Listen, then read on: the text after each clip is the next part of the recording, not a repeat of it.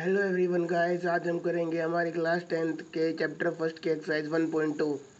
जैसा कि मैंने आपको एग्जांपल्स में बताया था कि ये एक्सरसाइज हमारी फैक्टराइजेशन पर यानी प्राइम फैक्टराइजेशन पर बेस्ड है। तो हमारा पहला क्वेश्चन भी ऐसा ही है, express each number as a product of its prime factors. तो आप ये देख सकते हैं कि मैंने सभी क्वेश्चन किए हुए हैं। इसमें से फर्स्ट और सेकंड क्वेश्चन वो बहुत ईजी है, वो आप खुद ट्राई करें। मैं आपको जो डिफिकल्ट थर्ड फोर्थ और फिफ्थ क्वेश्चन है थोड़ा इस पार्ट का वो करवा देता हूँ। तो हमारा थर्ड पार्ट है इस क्वेश्चन का, 3825 को हमें उसके प्राइम फैक्टर्स के प्रोडक्ट के रूप में रिप्रेजेंट करना है। तो देखिए मैंने इसको पहले 5 पे डिवाइड किया है। यहाँ पे आ गया 765, फिर ये 5 पे चला 153, फिर ये 3 पे चला 51, फिर ये 3 पे कटेगा 17 और 17 17। अब क्योंकि हम अपने प्राइम फैक्टर्स की प्रोडक्ट को असेंडिंग ऑर्डर में लिखते हैं, तो आप पहले सबसे छोटा प्राइम फैक्टर उठाए जो कि है 3, फिर उससे बड़ा 5 और फिर 17। ये हो गया। ऐसे ही फोर्थ क्वेश्चन है, 5005 को हमें रिप्रेजेंट करना है प्राइम फैक्टर्स की प्रोडक्ट के फॉर्म में। तो ये देखिए मैंने इसको प्राइम फैक्टराइजेशन किया और ये इसको प्रोडक्ट के रूप में रिप्रेजेंट कर दिया असेंडिंग ऑर्डर के अंदर, जैसा कि आप देख सकते हैं। यहाँ पे असेंडिंग ऑर्डर होना जरूरी है। यहाँ पे आप इसको कैसे भी करके दिखा सकते हैं, बस वो प्राइम फैक्टर्स होने चाहिए सभी, ये याद रखिए। सभी प्राइम फैक्टर्स होने चाहिए। ये देखिए ये आप 17 में भी चला सकते थे, इसलिए फिर भी मैंने इसको पहले 19 पे चलाया, फिर 17 पे 23 पे। आप इसको कहीं पे भी चला सकते हैं, बस ये 3 फैक्टर्स आने चाहिए, ये जरूरी है क्योंकि ये प्राइम फैक्टर्स हैं। अब हम करेंगे second question, find the LCM and HCF of the following integer pair and verify that LCM into HCF is equal to product of the two numbers. पहले तो हमें एलसीएम और एचसीएफ निकालना है जो भी हमको नंबर गिवंस होंगे, और फिर ये जो फॉर्मूला हमने पिछले इंट्रो में देखा था वो वेरीफाई करना है। पहला क्वेश्चन है 26 एंड 91। ये देखिए 26 को मैं कर लिया 13 इंटू 2 में, और 91 को कर लिया 7 इंटू 13 में। एचसीएफ क्या होता है, product of the smallest power of each common multiple. Each common multiple मतलब कॉमन मल्टीपल यहाँ पे क्या है, सिर्फ 13 है, तो प्रोडक्ट इसका किसी के साथ नहीं होगा। 13 ऐसा का ऐसा, हाँ इसकी स्मॉलेस्ट पावर कितनी है 1, दोनों में से दोनों ही गिवन है, तो 13 हो गया एचसीएफ। एलसीएम क्या होता है, product of the greatest power of each multiple. याद रखिए यहाँ पे ईच मल्टीपल आता है, यहाँ पे कॉमन मल्टीपल आता है। तो ईच मल्टीपल एक तो 13 है मल्टीपल लिख लिया, इसकी ग्रेटेस्ट पावर 1 है यहाँ पे दिख रही है, और बचा 2 और 7, ये मल्टीप्लाई लिए 182 आ गया। वेरिफिकेशन किया एलसीएम इंटू एचसीएफ, ये देखिए 13 इंटू 182 आ गया 2366, और ऐसे ही 26 इंटू 91 करके देख लीजिए सेम आंसर आएगा, वेरीफाई हो गया। नेक्स्ट पार्ट है 510 एंड 92। तो देखिए 510 को पहले मैंने प्राइम फैक्टराइजेशन किया, फैक्टर्स बना लिए, रिप्रेजेंट कर दिया। ऐसे ही 92 को देख लिए मैंने कर दिया। अब HCF, product of the smallest power of each common multiple. Common multiple यहाँ पे सिर्फ 2 है, स्मॉलेस्ट पावर दोनों में 2 की कितनी है, इसमें 1 है, तो स्मॉलेस्ट पावर देखिए दोनों में से, इसमें तो 1 पावर है, इसमें 2 पावर है, तो स्मॉलेस्ट पावर 1 हो गई, तो 2 की पावर 1 हमारा एचसीएफ हो गया। एलसीएम क्या होगा, product of the greatest power of each multiple. Each multiple यानी कॉमन भी और नॉन कॉमन भी। यहाँ पे एक मल्टीपल तो 2 था, इसकी ग्रेटेस्ट पावर कितनी है 2, यहाँ पे इन सभी ग्रेटेस्ट पावर कितनी है 1 1 1, और यहाँ पे 1 है पावर, तो ये मल्टीप्लाई कर दिया। लास्ट में देखिए ये हमारा एलसीएम आ गया। अब एलसीएम इंटू एचसीएफ वेरीफाई करेंगे। ये देखिए पहले तो मैंने नंबर्स को वेरीफाई कर लिया, 510 इंटू 92, ये है हमारा 46,920। फिर एलसीएम इंटू एचसीएफ करके दिखा दिया, ये भी सेम आया, तो ये हमने वेरीफाई कर दिया। अब हमारा थर्ड पार्टी से क्वेश्चन का 336 एंड 54। ये देखिए मैंने इसका प्राइम फैक्टराइजेशन कर दिया, इसका भी कर दिया, दोनों को यहाँ पे लिख लिया प्राइम फैक्टर्स के प्रोडक्ट की फॉर्म में नंबर्स को। एचसीएफ निकाला, product of the smallest power of each common multiple. Common multiple यहाँ पे क्या है देखिए 2 है और 3 है, स्मॉलेस्ट पावर यहाँ पे 2 की कितनी है 4, और यहाँ पे 1 है, तो यहाँ पे 1 आएगी स्मॉलेस्ट पावर। यहाँ पे स्मॉलेस्ट पावर देखिए यहाँ पे 1 है, यहाँ पे 3 है, तो यहाँ पे ये स्मॉलेस्ट पावर 3 की पावर 1 आ गया। इनकी प्रोडक्ट की 6 आंसर आ गया। एलसीएम निकाला, product of the greatest power of each multiple. यहाँ पे इसकी 2 की ग्रेटेस्ट पावर है 4, 3 की ग्रेटेस्ट पावर है 3, और 7 की ग्रेटेस्ट पावर है 1। ये कर दिया, ये हमारा एलसीएम आ गया। वेरीफाई जैसे हमने पिछले 2 क्वेश्चंस में किया वैसे ही आप देखिए ये मैं नंबर्स को मल्टीप्लाई करके दिखा दिया, फिर एलसीएम इंटू एचसीएफ करके दिखा दिया, और ये वेरीफाई हो गया। तो ऐसे आप ये सोल्यूशन कर सकते हैं। अब हमारा थर्ड पार्ट आ गया, third question, find the LCM and HCF of the following integers by applying the prime factorisation method. हमें जो भी नंबर्स दिए होंगे उनके हमें एलसीएम और एचसीएफ निकाले प्राइम फैक्टराइजेशन करके। सिंपल है बहुत क्वेश्चन। आपके पास 3 नंबर्स हैं, तीनों नंबर को देखिए प्राइम फैक्टर्स के फॉर्म में रिप्रेजेंट कर लो। 12 क्या होता है, 2 इंटू 2 इंटू 3 15, 3 इंटू 5 और 21 3 इंटू 5। एचसीएफ क्या हो गया, ये देखिए कॉमन फैक्टर ये है, इसकी स्मॉलेस्ट पावर 1 है, तीनों में ही 1 है तो स्मॉलेस्ट भी 1 ही होगी, तो एचसीएफ हो गया 1। LCM product of the greatest power of each multiple, 3 greatest power यहाँ पे 1 है, 2 की ग्रेटेस्ट पावर देखिए 2 की ग्रेटेस्ट पावर 2 है, यहाँ पे 2 की पावर 2 लिख सकते हैं आप इसको, 2 इंटू 2 को, तो 2 की पावर 2, 5 की पावर 1, 7 की पावर 1 मल्टीप्लाई किया, ये आ गया। यहाँ पे आपको वेरीफाई नहीं करना, ये फॉर्मूला इसके लिए मैंने आपको इंट्रो में बताया था, अगर आप चाहें तो वो इंट्रो देख सकते हैं और इसके लिए फॉर्मूला देख सकते हैं। यहाँ पे LCM into HCF is equal to A into B into C नहीं लगेगा, यहाँ पे कुछ और लगेगा, तो आप वो इंट्रो में देख सकते हैं। आपके एनसीईआरटी के लास्ट पेज पे भी दे रखा है, फर्स्ट चैप्टर के, वहाँ से भी आप देख सकते हैं इस फॉर्मूले को। अब नेक्स्ट पार्ट हमारा 17, 23, 29। क्योंकि हमें पता है 17, 23 और 29 तीनों ही प्राइम नंबर्स होते हैं और प्राइम नंबर्स 1 के अलग किसी से डिवाइड नहीं होंगे, तो इनके फैक्टर्स भी नहीं बनेंगे, तो ये ऐसे कैसे लिख देंगे। अब एचसीएफ क्या होगा 1, क्योंकि देखिए हमारा 1 तो सभी में कौन फैक्टर होता ही है, यहाँ पे ही 1 है, पर देखिए अगर हम यहाँ पे 3 की 1 से मल्टीप्लाई करेंगे तो 3 आएगा ना, पर यहाँ पे तो कोई है ही नहीं कौन फैक्टर, तो 1 हमारा एचसीएफ हो गया। और एलसीएम के लिए इन तीनों नंबर को मल्टीप्लाई कर दीजिए, आपका एलसीएम आ गया, क्योंकि ये तीनों नंबर है हमारे। ऐसे ही नेक्स्ट पार्ट 8 को हमने खोल लिया, ये देखिए 2 का क्यूब हो गया, 9 में 3 का स्क्वायर हो गया, ये देखिए, और 5 का स्क्वायर 25 हो गया। एचसीएफ क्या आएगा, कॉमन मल्टीपल की स्मॉलेस्ट पावर का प्रोडक्ट, कॉमन मल्टीपल है 1 आ गया। एलसीएम क्या होगा, product of the greatest power of each multiple क्या है, ये सभी मल्टीपल्स हैं इसके, इन ग्रेटेस्ट पावर कितने 3, इसकी 2, इसकी 2, तो देखिए 2 की पावर 3, 3 की पावर 2 और 5 की पावर 2 मल्टीप्लाई करेंगे आपका 1800 आंसर आ जाएगा। तो ये हो गया आपका क्वेश्चन थर्ड। तो चलिए दोस्तों अब हम करेंगे इस एक्सरसाइज का question number 4। Given that HCF of 306 and 657 is equal to 9 and find LCM of 306 and 659। हमें एचसीएफ दे रखा है, हमें एलसीएम निकालना है, तो हम अपना फॉर्मूला जानते हैं, LCM into HCF is equal to the product of the two numbers. तो देखिए मैंने ये फॉर्मूला पे लिख दिया। अब हमको गिवन क्या है, एचसीएफ गिवन है, तो इस फॉर्मूले में एचसीएफ की वैल्यू रख दीजिए। पहले देखिए ये क्योंकि हमारा मल्टीप्लाई के अंदर है तो इस तरफ आके डिवाइड में चला जाएगा, तो आप इसको डिवाइड में ले जाइए। एचसीएफ की वैल्यू 9 थी, यहाँ पे 9 रख दीजिए, 9 से ये कट जाएगा 34 पे, 34 की मल्टीप्लाई इससे करेंगे तो आपका ये आंसर आ जाएगा 22,338। ये आपका क्वेश्चन हो गया। फिफ्थ क्वेश्चन, चेक वेदर 6 की power n can and with the digit 0 for any natural number n। आपको ये चेक करना जो 6 की पावर n है, क्या वो को भी ऐसा नंबर दे सकती है n की कोई भी वैल्यू के लिए जिससे n डिजिट 0 आ जाए। ये आपको एग्जांपल है, मैंने क्वेश्चन करवाया था 4n वाला, ये बिल्कुल वैसा ही है।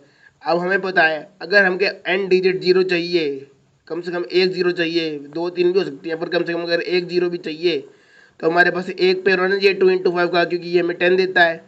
तो देखिए हमने 6n के फैक्टर्स बना लिए, 2 इंटू 3 की पावर n, मतलब 2 की पावर n इंटू 3 की पावर n।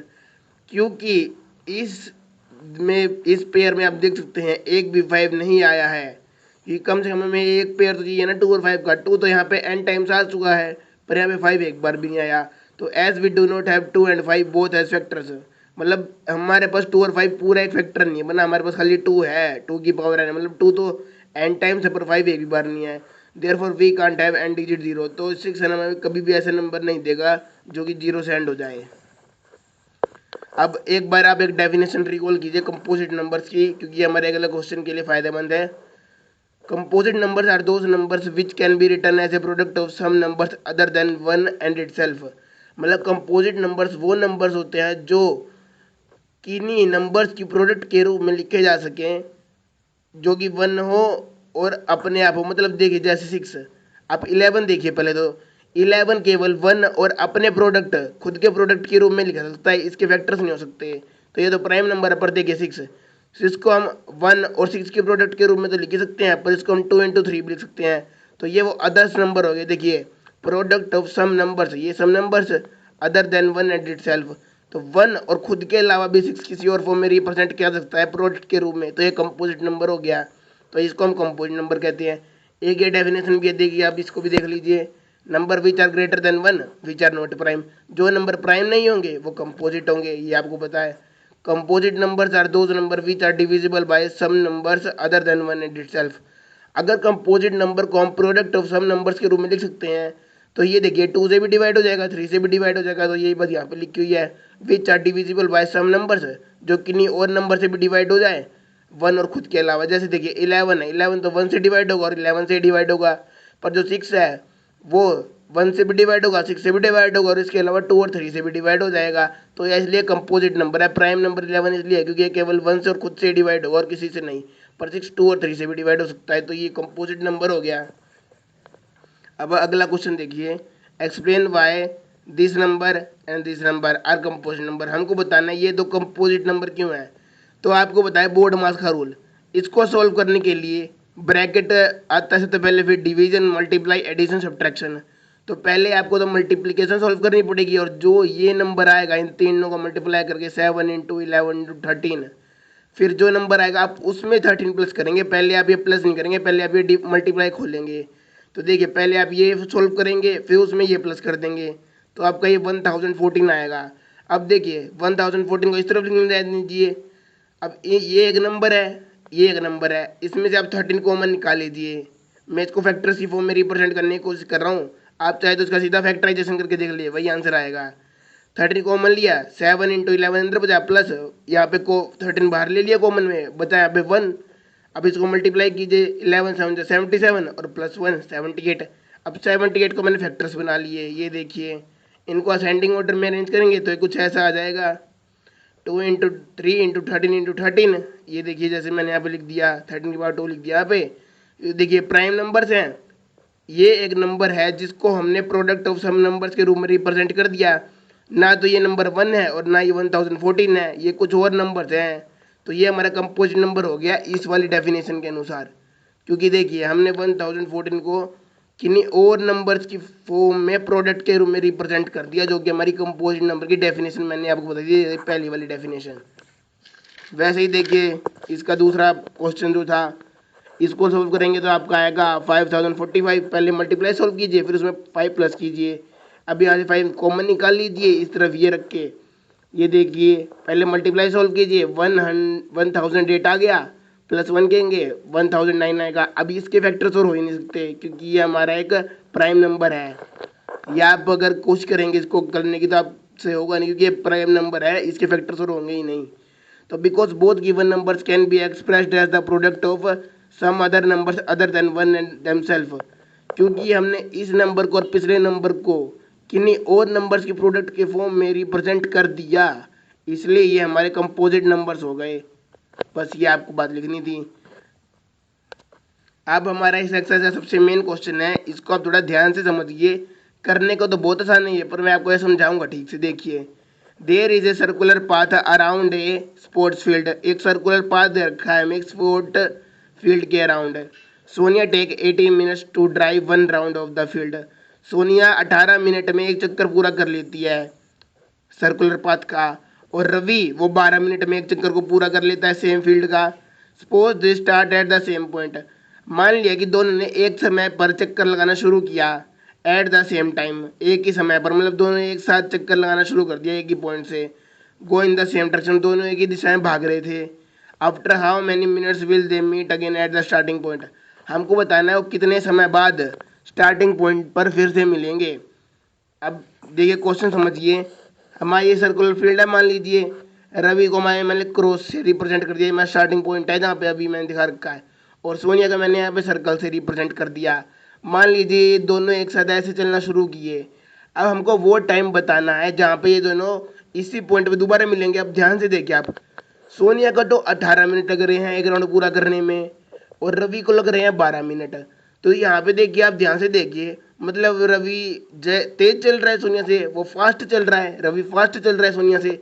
तो इसका मतलब जब ये दोनों मिलेंगे एक समय पर, सोनिया के तो कम चक्कर पूरे होंगे और रवि के ज़्यादा चक्कर पूरे हो जाएंगे। तो ये देखिए let Sonia meet Ravi after X round. मान लीजिए जब सोनिया रवि से फिर से इसी पॉइंट पर मिली तो उसके तो एक्स राउंड पूरे हो गए थे, तो एक चक्कर को मारने में 18 मिनट लगे, तो एक्स राउंड को मारने में 18x मिनट लग जाएंगे। वैसे ही लेट रवि मिट सोनिया आफ्टर वाई राउंड। मान लीजिए जब रवि सोनिया से मिला, मतलब मिले दोनों एक ही समय पे हैं, पर उसने वाई राउंड पूरे कर लिए थे तब तक जब वो सोनिया से मिला। तो रवि का कितना टाइम लगा 12 वाई, क्योंकि एक चक्कर के लिए 12 मिनट, तो वाई चक्कर के लिए 12 वाई मिनट। अब क्योंकि समय वो दोनों को सेम लगा है, हालांकि उनके राउंड्स अलग अलग पूरे हुए हैं जब वो दोनों मिले हैं, पर समय दोनों को एक ही लगा है ना। तो देखिए, therefore at the point of meeting, time taken by Sonia to meet Ravi is equals to a time taken by Ravi to meet Sonia। मतलब दोनों एक ही समय पे तो मिलेंगे, हमको तो ये तो पता है, जबकि सोनिया के तो एक्स चक्कर पूरे हुए हैं और रवि के वाई चक्कर पूरे हुए हैं, पर मिले और दोनों एक ही समय पे है ना। तो देखिए, ये दोनों हमने समय निकाले थे, तो 18x is equal to 12y हो जाएगा। अब क्योंकि देखिए 18x तो 18 का मल्टीपल आएगा, मतलब जो भी ये टाइम मिलेगा हमें एक्स किसी वैल्यू के लिए, वो 18 से डिवाइड होगा, और ये जो चीज़ है वो वाला टाइम हमारा 12 से डिवाइड होगा। अब देखिए, हम या तो ये वैल्यू निकाल ले या ये वैल्यू निकाल ले, आंसर तो दोनों ही सेम आएंगे ना, और वही हमारा टाइम होगा मिलने का। तो देखिए, time at which both will meet is, जिस समय पे रवि और सोनिया मिलेंगे वो ये टाइम है, ये टाइम कुछ कह लो, क्योंकि ये 18 का मल्टीपल है और ये 12 का मल्टीपल है, क्योंकि दोनों इक्वल हैं, तो जो हमें टाइम मिलेगा वो होगा मल्टीपल ऑफ बोथ 12 एंड 18। वो दोनों का मल्टीपल होना चाहिए, क्योंकि ये दोनों टाइम इक्वल हैं। मतलब हमारा जो टाइम है हमको जो निकालना है वो एक कॉमन मल्टीपल होगा 12 और 18 का, 12 और 18 का एक कॉमन मल्टीपल होगा। अब because we want the first time when they meet, क्योंकि हमें वो पहला समय चाहिए जहाँ पे वो मिलेंगे। मतलब देखिए, मान लीजिए दो लोग इस पे भाग रहे हैं, वो तो कितनी बार ही मिल सकते हैं ना। मान लिए एक बार मिले, फिर दोबारा भागे, फिर मिले, फिर दोबारा भागे, फिर मिले, फिर दोबारा भागे, फिर मिले, कभी ना कभी तो वो फिर से मिलेंगे। तो हमको तो पहला समय निकालना है, मतलब फर्स्ट टाइम, मतलब स्टार्ट करने के बाद वो पहली बार कितने समय बाद मिले, हमको तो वो निकालना है। तो हमको पहला समय निकालना है, तो वो क्या हो गया हमारा लीस्ट टाइम, मतलब सबसे कम समय हो गया जितनी देर में वो मिलेंगे। लीस्ट टाइम का मतलब time of meeting least common multiple हो जाएगा 18 और 12 का। लीस्ट क्यों लगाया, क्योंकि हमको पहला समय निकालना है स्टार्ट करने के बाद जहाँ पे वो मिलेंगे। क्योंकि अगर वो मान लीजिए 5 मिनट बाद मिले, तो फिर से क्या बताओ 10 मिनट बाद मिल जाए, 15 मिनट बाद मिल जाए, 17 मिनट बाद मिल जाए, तो हमको तो बस पहले ही टाइम निकालना है ना 10 मिनट बाद। तो हमने लीस्ट वर्ड का प्रयोग किया, और LCM मतलब लीस्ट कॉमन मल्टीपल, तो हमको LCM निकालना है 18 और 12 का। ये मैं आपको सीधा ही बता सकता था, पर आपको ये समझना जरूरी है कि हमने LCM ही क्यों निकाला इस क्वेश्चन में। तो LCM तो आपको निकालना आता है, फैक्टराइजेशन कीजिए 18 12 का, product of the greatest power of each multiple. यहाँ पे ईच मल्टीपल क्या है, 2 और 3, 2 की ग्रेटेस्ट पावर है 2 और 3 ग्रेटेस्ट पावर भी 2। आंसर आ गया LCM 36 है। तो both will meet after 36 minute, मतलब दोनों 36 मिनट बाद मिलेंगे अपने आप। अगर आपको ये वीडियो पसंद आई हो तो प्लीज़ मुझे सपोर्ट कीजिए, चैनल को सब्सक्राइब कीजिए, और अगर आप इस वीडियो के PDF नोट्स देखना चाहते हैं तो डिस्क्रिप्शन में चेक कीजिए। Thank you for watching the video.